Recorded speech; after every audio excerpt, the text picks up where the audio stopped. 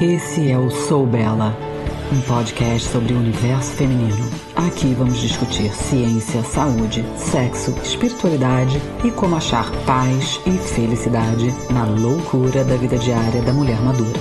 Tudo de forma prática e objetiva, baseada nas novidades científicas e anos de experiência trabalhando com e sendo mulher.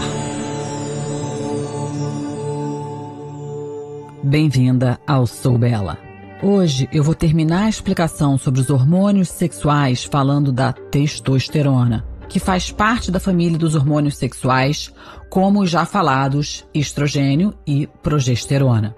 Eu vou falar do papel da testosterona no corpo feminino, sobre reposição e possíveis efeitos colaterais e quando repor e o que existe disponível no mercado. Eu deixei a testosterona por último porque eu quero alinhar a explicação com um mergulho na função sexual da mulher, que é um tema onde parece haver muita incompreensão, muita assimetria na atenção e uma boa dose de descaso.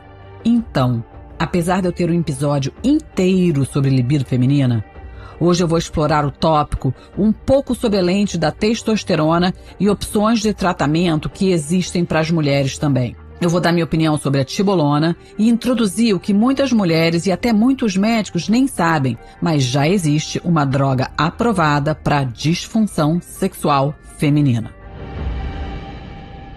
Se o estrogênio e a progesterona são do grupo dos hormônios considerados femininos, apesar de que os homens também os produzem e precisam deles, a testosterona é um andrógeno.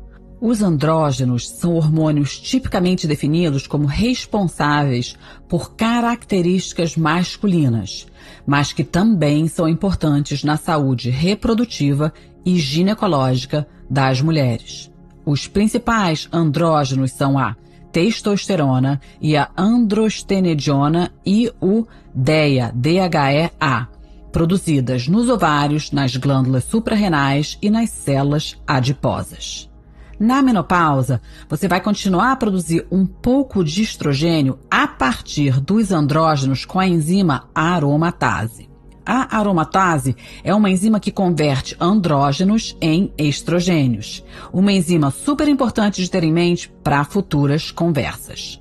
Eu queria também falar que, apesar de eu tentar ser o mais extensiva possível nas minhas explicações, sempre ficam faltando coisas a serem ditas. Eu tento ser objetiva e dar informações profundas em pouco tempo e em linguagem popular para fazer a compreensão simples. Mas lembre-se que sempre vão existir os casos individuais, as nuances, e não é possível abordar todos os ângulos de um assunto em menos de uma hora. No episódio passado, eu falei de todos os benefícios da progesterona. Mas sim, existem algumas mulheres com hipersensibilidade a ela, e elas precisam de considerações especiais. Um desses casos é quem sofreu de transtorno disfórico pré-menstrual durante a sua fase reprodutiva, que é uma espécie de TPM em esteroides. O transtorno disfórico pré-menstrual é uma condição de depressão pré-menstrual grave, ou alta irritabilidade ou ansiedade, e afeta cerca de 1 em cada 20 mulheres. Novas pesquisas apoiam a ideia de resiliência hormonal, que eu vou falar mais, e sugerem que há um componente genético para esse transtorno. As células das mulheres com transtorno disfórico pré-menstrual respondem de maneira diferente aos hormônios em comparação com as mulheres sem essa condição. No futuro, eu vou falar sobre TPM, pílula e outras coisas para as mulheres mais jovens e que ainda estão em fase reprodutiva. Mas por hora, para as minhas gatosas, ou as gatas idosas, se você não está se dando bem com progesterona, não se desespere, mas algumas considerações especiais precisam ser tomadas no seu caso e por isso é importante sempre ter um profissional qualificado te orientando em reposição hormonal. Lembre-se que é natural precisar ajustar dose, duração e até mudar o plano escolhido de reposição se ele não estiver funcionando. Hoje escutamos muito que o bioidêntico é superior, e eu concordo, mas se você já tentou progesterona micronizada via oral e não se deu bem, teve dor de cabeça, teve enjoo, o que é que tenha sido? Aí tentou a via vaginal e também não funcionou, você pode sim tentar o DIU, que apesar de não ter a função direta de proteção do endométrio, ele pode ser usado para esse fim. E sim, o DIU contém uma progestina, que é um hormônio sintético, mas ele pode sim ser uma opção real se você tem útero e está repondo com estradiol e, consequentemente, precisa de proteção uterina, mas tem sensibilidade à progesterona. Ou seja, às vezes é preciso sair da caixinha e deixar de ser radical ou purista, porque cada mulher é única e, por isso, você precisa ter sempre ajuda competente. Mas o tópico de hoje é testosterona, que parece ter se tornado uma obsessão nacional e, recentemente, muito falada no mundo dos chips. Nas mulheres, eu vejo a testosterona como atriz coadjuvante e jamais começaria um tratamento por ela. Eu também vejo muitas mulheres iniciando pela testosterona, o que, na minha opinião, é pular casinha. Mas sim, ela pode ajudar muito se o seu problema for realmente baixa testosterona. Apesar de que a gente vai descobrir que chegar a essa conclusão pode não ser tão fácil assim. E sim, a testosterona pode ajudar na função sexual. Mas vamos entender primeiro o papel dela no corpo todo e depois entrar no tópico de disfunção sexual no que se relaciona a hormônios. As mulheres produzem muito menos testosterona do que os homens, mas ela sim desempenha um papel importante. Funciona em conjunto com o estrogênio e a progesterona para manter ossos e músculos saudáveis. Ela impacta o seu desejo sexual e ajuda a proteger o seu cérebro. Embora os seus ovários e glândulas suprarrenais continuem a produzir a testosterona, mesmo quando seus outros hormônios sexuais diminuem, construir e manter músculos ainda é difícil por causa de todas as outras mudanças que nos tornam menos sensíveis ao estímulo muscular, de exercícios gerais e até da ingestão de proteína, que causa aquela resistência à proteína que eu já falei em episódios anteriores. O tecido muscular começa a ser marmorizado com tecido adiposo durante essa fase da menopausa e é por isso que as mulheres podem notar que o tônus muscular mudou e o seu poder e a sua capacidade de recuperação são menores, embora ainda estejam treinando da mesma maneira e embora ao testar a testosterona ainda esteja presente. Essa é outra razão pela qual a gente precisa mudar a forma como treinamos e nos alimentamos para construir e manter músculos e ainda sermos capazes de produzir força suficiente e poder nos recuperar dos esforços intensos e não a solução para a massa muscular não é se bombardear com testosterona e correr pro braço. A testosterona às vezes é prescrita para aumentar a sensibilidade do clitóris e o desejo sexual e funciona para cerca de metade das mulheres que experimentam para essa função. Mas apenas se a terapia com estrogênio já estiver em vigor. E por isso é que eu digo que começar pela testosterona é pular a casinha. Assim como quem está usando testosterona visando melhorar a osteoporose, mas ainda não cuidou do estrogênio e ainda não faz exercício físico, está pulando muitas casinhas ou então usando um tratamento completamente errado. As outras hipóteses são de que a testosterona melhora o humor e o bem-estar e pode ajudar a prevenir a osteoporose, a sarcopenia e o declínio cognitivo.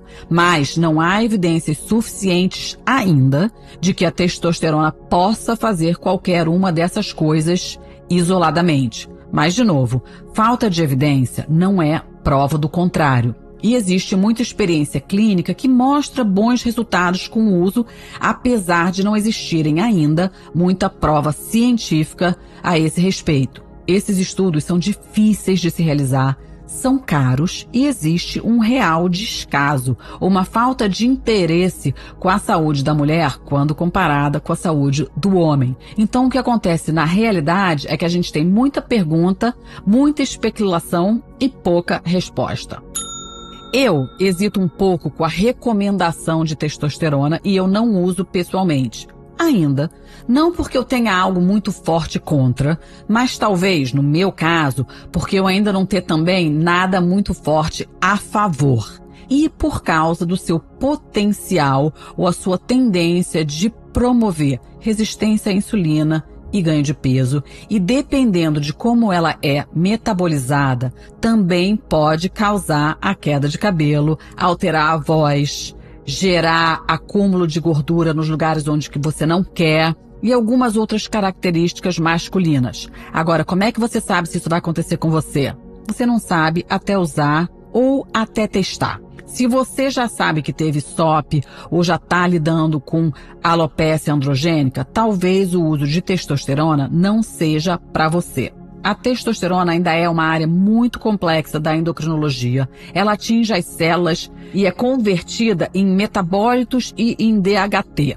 Dependendo da atividade enzimática, ela pode ser transformada nessa forma mais possante, que a gente chama de DHT, que é uma forma muito mais forte de testosterona, por causa da ação dessa enzima que a gente chama de 5-alfa-reductase, e nesse caso é quando ela causa mesmo a queda de cabelo, a acne e os outros efeitos. Eu uso um teste de urina chamado Dutch Test, que olha um pouco mais fundo nisso e a gente tem a capacidade de ver as ações desses metabólitos e como você usa essa enzima para poder ter uma ideia de se a sua queda de cabelo está sendo mesmo causada pelo DHT, pelo excesso de testosterona ou pela maneira com que o seu corpo está usando a testosterona, mesmo que você esteja produzindo pouca.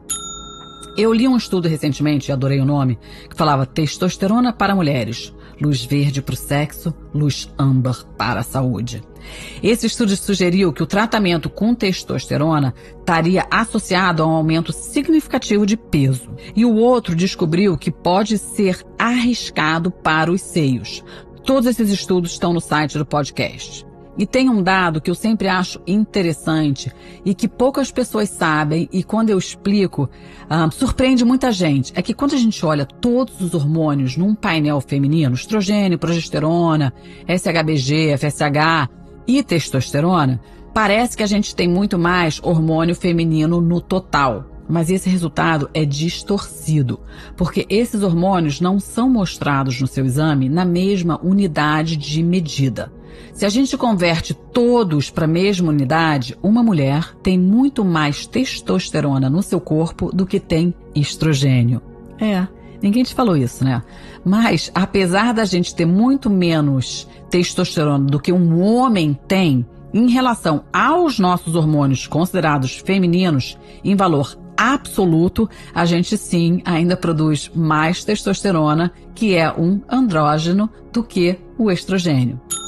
Dito tudo isso, se você não tem resistência à insulina ou histórico de câncer de mama, acho que provavelmente também não existe um grande problema em testar tomar uma pequena dose de testosterona, se o seu médico está te recomendando, desde que você também tome estradiol e progesterona para te proteger de altos níveis de andrógenos.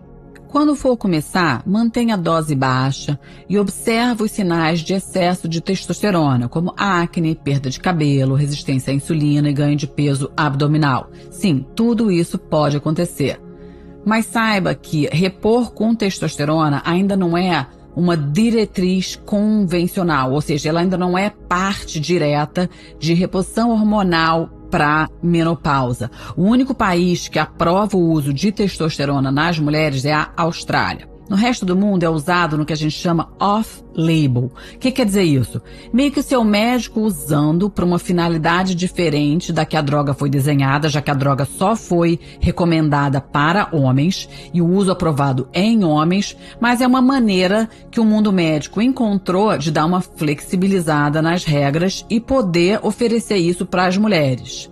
Mas antes de imaginar que a reposição com testosterona vai te dar mais músculos ou subir magicamente a sua libido, vamos entender um pouquinho mais. Existem algumas mulheres que realmente podem se beneficiar?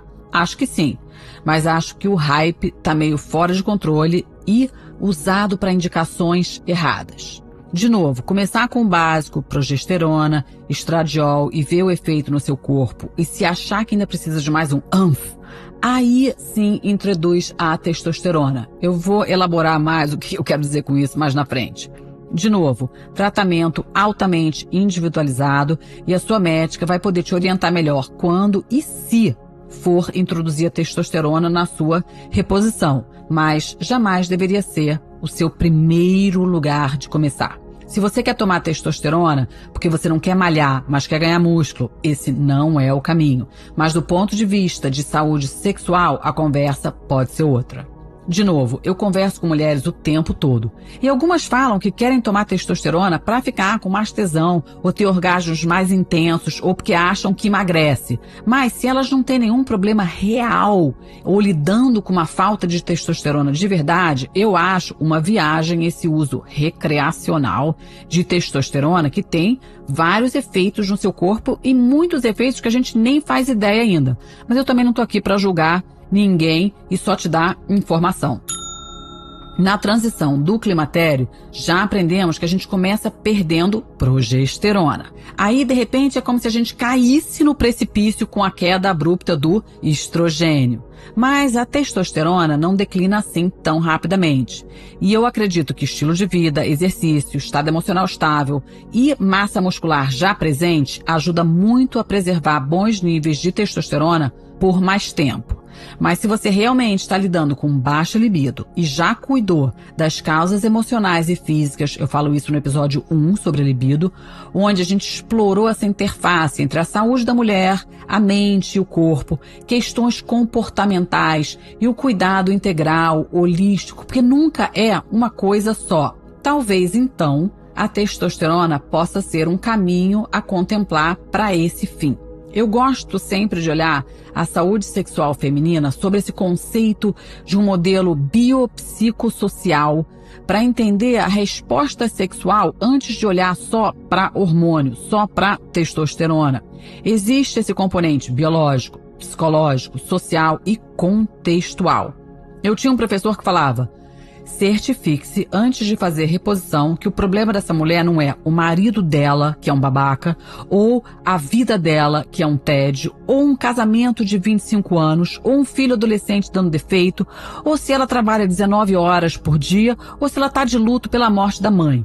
Todas essas casinhas vão influenciar e não tem testosterona que levante uma libido se você está lidando com milhões de outras coisas ao mesmo tempo. Para problemas de saúde sexual, o cérebro é um órgão realmente ativo. Pensar e sentir em um nível fisiológico se traduz em neurotransmissores e as interações com os hormônios e com as vias neurais, com as vias cerebrais, com as redes que ligam todas essas coisas, e ainda tem os conceitos psicológicos, condicionamentos, aprendizado, conceitos culturais, religiosos, como é que te ensinaram sobre sexo, sobre satisfação, e também o seu estado médico geral, o nosso sistema vascular, sistema nervoso e problemas médicos sistêmicos, todos podem ter um impacto na sua saúde sexual. E é fascinante como é que tudo isso pode interagir. Os hormônios são estimulados pela glândula mestre do nosso cérebro. São produzidos pelos nossos órgãos reprodutivos que criam os esteroides sexuais. Eles também são feitos e impactados pela nossa glândula adrenal e até pela tireoide. Tudo isso potencialmente desempenha um papel importante na sua saúde sexual como um todo. E o meio genital local pode incluir o sistema vascular, o sistema nervoso, pequenos nervos, a mucosa, a superfície. Existem músculos, tecidos moles no trato genital, a bexiga, o reto, os seios. Todos eles desempenham um papel na estimulação e também na falta de desejo. Ou seja, tudo que estiver acontecendo na sua saúde vai impactar a sua saúde sexual. Algo super simples como prisão de ventre pode afetar o seu desejo, como a gente já viu no episódio 1. Você já deve ter me ouvido falar isso antes também. Mas para ter saúde sexual, antes de mais nada, é preciso ter saúde. E existe todo um contexto ao seu redor que vai te ajudar ou te atrapalhar. Ou seja, hormônios sozinhos não podem ser culpados pela sua libido baixa. Mas ela pode sim piorar muito o quadro, já que o estrogênio afeta o nível de conforto e estrutura da vagina e a testosterona pode afetar o desejo. E aí, quando ambos caem na menopausa, e eles caem em outras fases da vida também, por exemplo, pós-parto é um desses, mas o pós-parto é bem transiente, enquanto a menopausa, essa queda está aqui para ficar, né? E aí tudo fica um pouquinho mais complicado. Mas se você já cuidou das dores físicas, já tentou o estrogênio, a progesterona, aí eu acho super válido experimentar a testosterona com esse objetivo explícito de melhorar a saúde sexual. Mas eu acho também que a gente tem que ter esse cuidado de não achar que testosterona é sinônimo de um hormônio que vai te dar libido ou que essa seja a sua única função. Então, para quem me escreveu, não tenho mais nenhum interesse em sexo, será que eu preciso de testosterona? Eu acho que a pergunta está errada. O seu desinteresse por sexo não deveria estar relacionado com a sua necessidade ou não de tomar testosterona. Se você não quer, não tem vontade, está super feliz com isso, ótimo.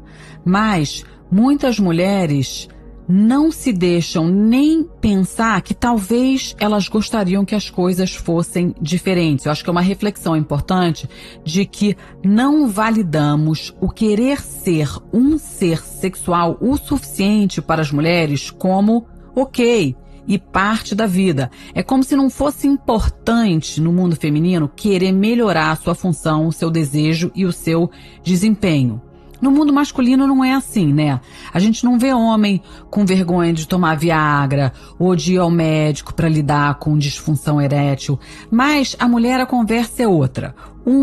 Não existe pesquisa para saber se é um problema cardiovascular, como existe para a disfunção erétil. Nos homens, isso é muito claro. Tem um conselho semelhante de dano endotelial entre aqueles que têm doença cardiovascular, arteriosclerótica, ou que têm diabetes tipo 2, ou doença microvascular, e que isso, a gente já sabe, leva a uma maior incidência de disfunção erétil. Mas esses estudos não existem para as mulheres. Não existe nenhum estudo comparando a saúde arterial e a capacidade feminina de ter ativação clitorial, ou melhor circulação, ou mais sensação. O direito ao prazer sexual ainda é um universo exclusivo dos homens. As mulheres com disfunção normalmente são tratadas como se tudo fosse psicológico e internalizados como a culpa é sempre dela.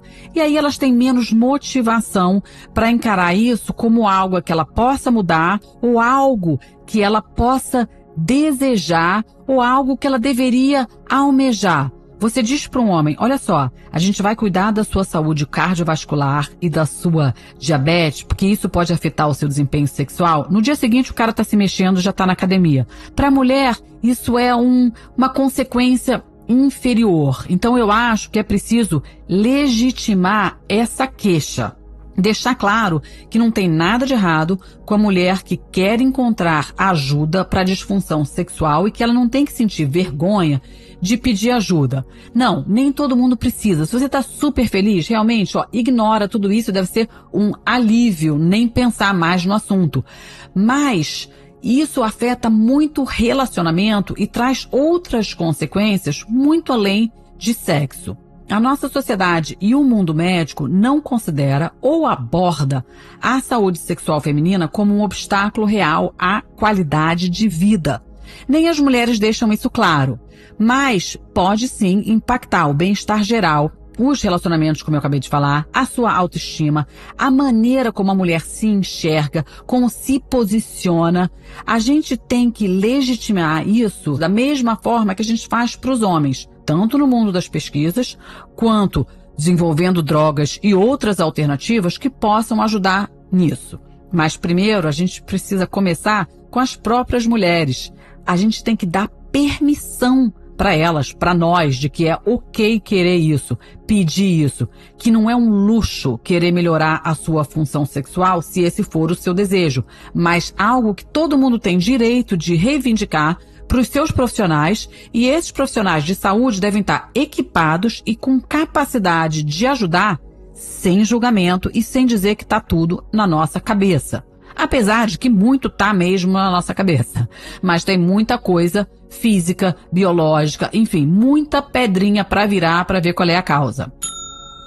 Sim, saúde sexual faz parte da saúde geral e pode estar no topo da lista de objetivos de uma mulher sem nenhuma safadeza. É quase como a mulher querer ter desejo novamente fosse um luxo até para ela própria. E isso é que eu chamo da gente ter uma real assimetria de atenção. Porque ao mesmo tempo, se você nega fogo em casa, o parceiro reclama e os relacionamentos sofrem. Mas essa conversa não traz manchete, o seu médico não te pergunta se você goza e você não se sente à vontade para tocar no assunto. E muitas vezes, os profissionais nem sabem o que fazer quando você toca no assunto.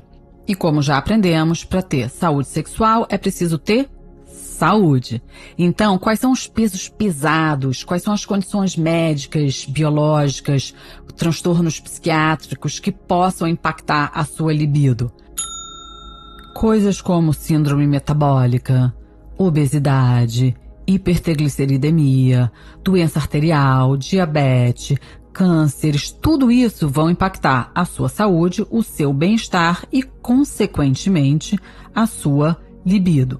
Eu já falei isso no episódio 1, mas vale lembrar. Se você está contemplando o uso de testosterona com essa função específica, vale olhar todas as outras coisas, e aqui eu incluo também as drogas que a gente já sabe que podem estar associadas com a diminuição de desejo, como os inibidores de serotonina, tipo Prozac, fluoxetina, é o nome genérico, Zoloft, Paxil, Lexapro, que são usadas para depressão e ansiedade, e eu vejo muitas mulheres que não querem ou não podem tratar com reposição hormonal usando isso para os sintomas da menopausa, mas sem terem sido informadas que isso pode afetar a sua libido e a performance sexual.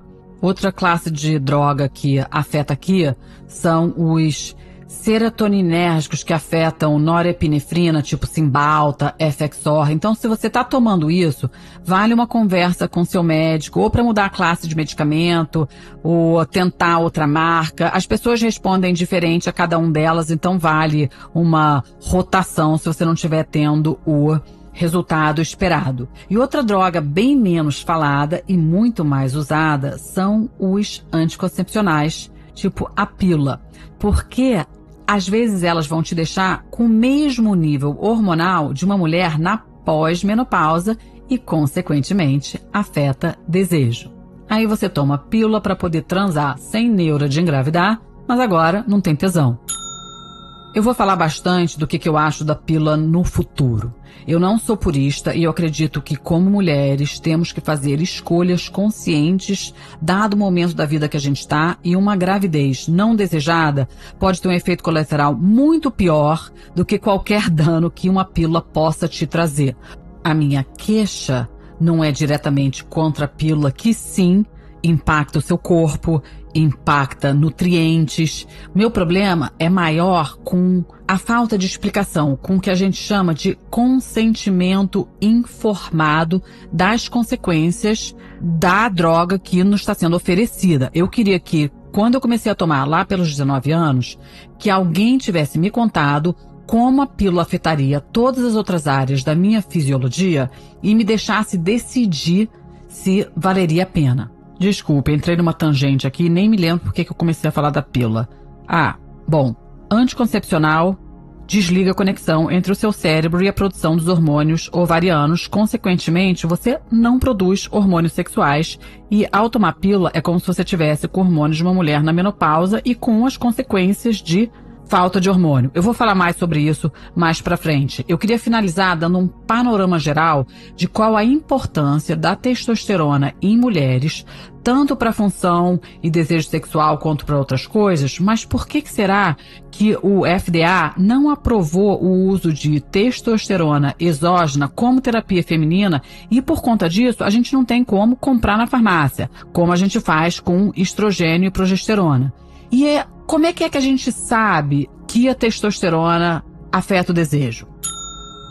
Isso provavelmente acontece no nível dos receptores cerebrais, que ativa as vias do desejo. Além disso, tem uma alteração genital. Os metabólitos dos andrógenos, eles alteram a sensibilidade local e isso pode afetar o desejo, mas ele é considerado um efeito secundário. E o nível de testosterona, ele não muda abruptamente na menopausa como os outros hormônios ovarianos. Ele é mais um declínio gradual. Eu acho super interessante entender... agora eu lembrei porque eu estava falando da anticoncepcional. Porque existe uma interseção entre o uso de anticoncepcional e a testosterona, principalmente nas mulheres que já estão mais no final dos seus 30 anos e o início dos 40. E por que eu realmente desencorajo que você use pílula anticoncepcional depois dos 40 ou como algo que eu vejo algumas mulheres usando para ajudar sintoma de menopausa. Pílula anticoncepcional foi desenhada para você não ter filho e, na minha opinião, devia ficar nessa finalidade. Você não deveria tomar pílula como reposição hormonal. Já que você já está tomando hormônio, eu pularia direto para a reposição hormonal, onde você vai se beneficiar do efeito dos hormônios que está tomando, ao invés de ficar tomando o hormônio sintético, que desliga a sua própria produção endógena, ou seja, faz com que o seu corpo não produza os hormônios que ainda poderia fazer e vai trazer várias consequências negativas para o seu corpo. Mas por que essa fase específica? Quando uma mulher está no final dos anos 30, no início dos 40, a testosterona dela é tipo metade do que já era quando ela tinha 18 anos. Aí depois ela se estabiliza num nível um pouquinho mais baixo, lá pelos nossos 40, 50. Antes de subir um pouquinho, depois dos 60 anos e se estabilizar de novo. Para as mulheres que tomam pílula, esses níveis estão muito abaixo das que não tomam. Uma mulher com 40 anos, ela vai sentir esse efeito na sua libido muito mais forte do que uma menina que estiver tomando nos 20 anos, por causa do efeito do anticoncepcional na testosterona livre e biodisponível. Sem muito detalhe patofisiológico, tem a ver com um hormônio chamado SHBG, que é a globulina ligadora de hormônios sexuais. E 100% das mulheres que tomam pílula têm os níveis de SHBG aumentados. O SHBG também aumenta em outros estados quando a gente está grávida ou quando a gente toma hormônio tiroidiano. O que ele faz? Ele é uma proteína e uma das funções é transportar estrogênios e andrógenos, como a testosterona, da circulação para dentro da célula. Como eu vejo na minha cabeça, é como se o SHBG fosse um ônibus escolar que vai transportar os hormônios em circulação para as células, mas esses hormônios eles precisam estar livres para poder entrar na célula e fazer a sua mágica. Mas quando eles estão ligados ao SHBG, é como se eles estivessem dentro do ônibus com cinto de segurança, ainda em trânsito. Ou seja, eles não têm função ativa. Ou seja, se você tem mais SHBG, você prende mais testosterona circulante e você pode estar diminuindo a testosterona livre. E isso pode ser um outro contribuinte potencial para o baixo desejo. Ou seja, o seu corpo produz, mas ele não está livre para uso. E isso é que dificulta um pouco quando a gente começa a analisar exame de sangue. Mas tudo isso ainda é um pouco controverso e nem está claro na literatura se a testosterona livre é mesmo o componente bioativo que faz o desejo acontecer tanto nas células quanto no cérebro. E existe uma linha que diz que que ela não é necessariamente o componente ativo e que olhar SHBG e testosterona livre pode não ser o que a gente deva fazer. Eu não vou entrar nessa conversa agora porque é muito técnica, tem coisas como saturação de receptor, sensibilidade celular, mas o motivo que eu estou te falando isso é porque em se tratando de testosterona, não é tão claro como olhar um exame e dizer, sua libido está baixa porque sua testosterona livre ou biodisponível está baixa. Você pode olhar o exame de duas pessoas que estavam, testosterona de 100, aí você suplementa e agora elas estão com 300. Uma se sente ótima e a outra se sente pior ou não sente nada. E isso tanto para homem quanto para mulher, tá? Mas ainda tem uma falta de clareza ainda mais sobre a testosterona feminina, menos se entende sobre o papel da testosterona livre circulante, o que é disponível e como ela interage com o receptor de andrógeno em mecanismos genômicos, não genômicos, assim como a gente ainda tem a dificuldade em monitorar o cálculo dessa própria testosterona biodisponível, porque a gente não mede isso diretamente, é um algoritmo que está medindo albumina, então você não está testando o hormônio livre diretamente, vai por uma aproximação, e os resultados e a sensibilidade também varia do laboratório com que você faz o exame, o que ainda piora tudo. Ou seja, não é tão simples monitorar nem associar causa e efeito. E aí é por isso, para vocês que me escreveram, que está sempre com testosterona baixa, já fizeram reposição, mas não sentiram mudança, é que essa relação de causa e efeito não é assim tão direta. E se você repor e não resolveu, como eu já te falei, o problema talvez não seja a testosterona baixa. E quando estamos falando de desejo, de libido, quais são as células responsivas em uma mulher? É o cérebro? É a genitália? São os mamilos? A gente não sabe. A teoria é que o lugar mais importante que a testosterona atua é no cérebro. E o que está acontecendo nesse nível celular no cérebro? Ninguém sabe ao certo.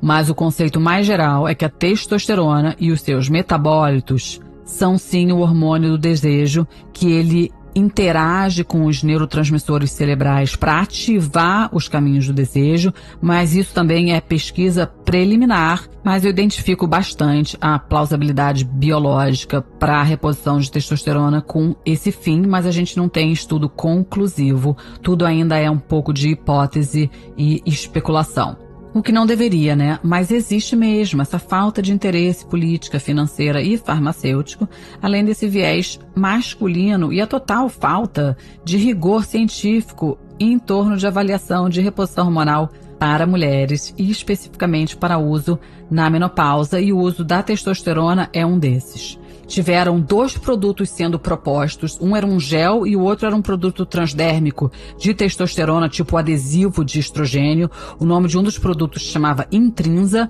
e o outro era um adesivo da Johnson & Johnson. Os 2 demonstraram benefícios, aumentavam a testosterona, melhoravam a função sexual e o perfil de efeitos colaterais não era motivo de preocupação e o FDA não aprovou.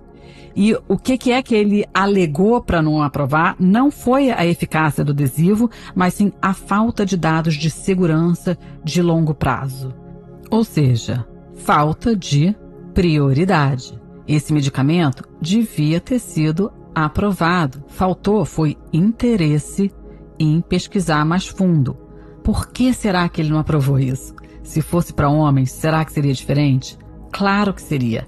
Você não faz ideia da quantidade de opções tópico, injetável, dose oral diversa de testosterona que tem seu uso aprovado para homens, nenhum para as mulheres. A gente se lembra a velocidade que a vacina para um certo vírus foi aprovada sem nem na metade da eficácia, ou seja, felicidade sexual feminina não é importante nem no topo de prioridade de pesquisa ou de investimento financeiro. O único lugar no mundo onde o uso de testosterona é aprovado para mulheres é a Austrália. Aí você pergunta, mas o meu médico está me prescrevendo. Como é que o seu médico usa hoje em dia? Como eu já falei, é aquele uso off-label, ou seja, você está usando um produto que tem uma indicação para homens, mas adaptando para mulher. E por que isso é ruim? Porque falta regulamentação, margem de segurança, estudo mostrando o efeito colateral, produtos de fácil uso com dosagem estudada especificamente para mulheres. Por exemplo, o adesivo, quando é usado nas mulheres, a gente tem que cortar porque não existe a dose que seria ideal. Os injetáveis nem podem ser usados porque a concentração é alta demais. Aí a única opção fica sendo manipulado, ou os pellets, que não são formas simples, são difíceis de fiscalizar e, infelizmente, de acesso restrito a uma minoria por causa do preço. Para terminar, vamos falar de DEA e Tibolona. Outro andrógeno, às vezes prescrito, que é o DEA, quando aplicado topicamente, pode ser eficaz para a síndrome geniturinária da menopausa, GSM. Eu mesma uso DEA vaginal. Para mais informação da saúde da sua vagina, dá uma escutada no episódio 11, Vagina Feliz, que eu falo especificamente sobre ela. O DEA é um precursor de testosterona. Existem alguns estudos que analisaram o DEA oral para tratar o baixo desejo sexual, mas eles não foram convincentemente positivos para esse fim e nas diretrizes atuais eles nem são recomendados, ou seja, a gente não sabe se funciona mesmo ou não. E a tibolona? Não seria a minha opção. A tibolona é um esteroide sintético, ele não é um hormônio. Como medicamento, ele age um pouco como estrogênio, um pouco como progesterona e um pouco como a testosterona, mas não completamente como nenhum desses hormônios. Sim, tem alguns efeitos benéficos, mas comparado com os hormônios, fica meio nesse chove não molha e pode causar efeito colateral, como acne e aumento de pelo facial também. E se os outros hormônios funcionam tão bem e com tanto estudo, eu não vejo muito por que usar a tibolona. E a tibolona também pode aumentar o risco de câncer de endométrio, câncer de mama e doenças cardíacas. Na minha opinião, os benefícios não valem o risco. E para quem quer saber mais, eu coloquei um ótimo estudo sobre os efeitos da tibolona de curto e longo prazo no site do podcast. E eu vou terminar falando que, apesar de ninguém ouvir muito falar, além da testosterona, já existe sim 2 drogas aprovadas para mulher com baixo desejo sexual. De novo, a indicação de uso e eu vou citar porque a semântica é boa, para mulheres com desejo angustiantemente baixos e sem fatores modificáveis, que foram as coisas que a gente já discutiu anteriormente, como saúde física, relacionamento, dor, etc. A primeira se chama Flibanserin, o nome comercial é ADDY, A-D-D-Y-I, que foi aprovado desde 2019. Ou seja, já está no mercado há alguns anos, mas quase ninguém fala dele. O site tem boas informações, não existe genérico, o mecanismo é complicado e nem é totalmente compreendido, atua nos receptores serotoninergéticos e dopaminergéticos. Ele é um agonista e antagonista de serotonina. Ele também tem o mesmo tipo de atividade agonista e antagonista mista no receptor de dopamina. Então, por isso que a gente fala que tem essa afinidade moderada por outros receptores serotoninérgicos, mas isso talvez não queira dizer nada para ninguém. Ele foi começar a ser estudado para depressão e aí descobriu que ele era útil para baixo desejo. Mais ou menos como o Viagra, que foi estudado para pressão arterial e é considerado útil para disfunção erétil. Isso levou alguns a questionarem se a resposta foi boa, porque essas mulheres estavam deprimidas e seriam a depressão a causa da disfunção, mas a gente também não tem resposta para isso, nem como uma droga de ação central poderia ser útil para a disfunção sexual feminina, mas o efeito final é que parece ser pró-sexual e é aprovado pelo FDA. Mas ele só pode ser prescrito após descartar todas as outras coisas e gerenciar os fatores biopsicossociais antes de considerar esse medicamento. Então, o AD, ele é tomado todo dia antes de dormir. Então, não é uma coisa muito prática, né? Porque não é só quando você for fazer a relação. É uma dose única, 100 microgramas. E tem algumas precauções, como não beber álcool e tal, e alguns efeitos colaterais, e talvez por isso não tenha feito tanto sucesso. Sei lá, eu não conheço nenhuma mulher que tenha tomado. Tudo que eu tô falando aqui sobre o AD é resultado de pesquisa, mas eu achei importante você saber que existe. E tem um outro remédio também, mas com um mecanismo completamente diferente, que se chama bremelanotida. O nome comercial dele é Vilese. Esse atua nas vias cerebrais que estimulam as vias dopaminérgicas. Então é mais no campo da dopamina e é focado direto pro desejo. Enquanto o outro, o AD, ele é um pouquinho mais complicado, porque ele atua um pouquinho nesse receptor, um pouquinho naquele receptor. Esse aqui vai direto na dopamina, ele é injetável, então você usa com um EpiPen, e ele é mais parecido com um Viagra. Você só toma quando você vai se preparar para o sexo. Tipo, toma cerca de 45 minutos antes e, em teoria, deve ficar no seu corpo por cerca de 24 horas. As mulheres dizem que um pouco depois de tomar, a ideia de sexo começa a se tornar mais interessante. E eu acho que aqui que entra aquele jogo de ponte entre o desejo e a excitação. Elas já conseguem trazer para a cabeça que estão afim, começar a pensar na brincadeira, aí uma coisa ajuda a outra. E quando elas vão se envolvendo na atividade, a capacidade de despertar o desejo é mais intensificada, elas conseguem ficar mais excitadas e a experiência pode ser mais prazerosa, o que é super positivo. Enfim, a minha intenção em trazer à tona toda essa conversa é de te dar permissão para querer que a sua vida sexual seja diferente se você não estiver satisfeita com ela. Sim, você tem a permissão de querer mais, especialmente se isso está afetando a sua qualidade de vida.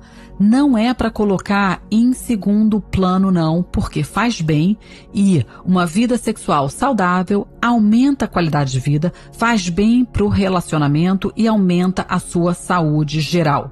A evolução não tem sido nada gentil com nós mulheres de várias maneiras. A queda hormonal afeta diretamente a nossa saúde, a nossa motivação e a nossa estrutura física. Eu tenho minhas queixas. Poxa, a gente passou, 35 anos menstruando, lidando com TPM, limpando sangue, depois a gente engravida. Pare, coloca filho no mundo, amamenta. E na hora que seria da liberação das funções reprodutivas e da vida de mãe, que a gente ia poder curtir pra caramba a vida, a maneira que a mãe natureza nos retribui por esse trabalho de manutenção da espécie, é jogando menopausa nas nossas costas. A PQP não é nada justo e acho que a gente ganhou sim o direito de dar uns berros e ligar uns foda-ses por aí com mais frequência. Ufa, finalizamos hormônios sexuais. Vocês já sabem, dúvidas, manda pro Instagram, 5 estrelas se estão curtindo e sempre dividir com as pessoas para que a gente possa aumentar essas conversas e quem sabe até quebrar padrão. Até semana que vem, lembrando que o podcast vai ao ar toda sexta-feira.